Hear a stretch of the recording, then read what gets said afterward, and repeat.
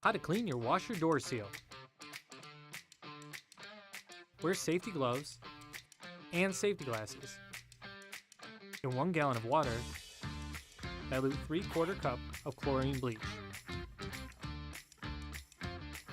Soak a sponge in the solution and wipe all around the inside of the door seal or gasket.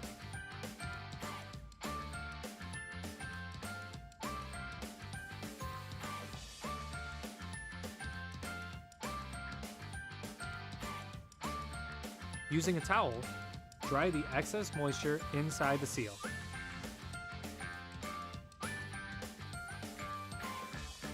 Leave the door open to let it dry completely before next use.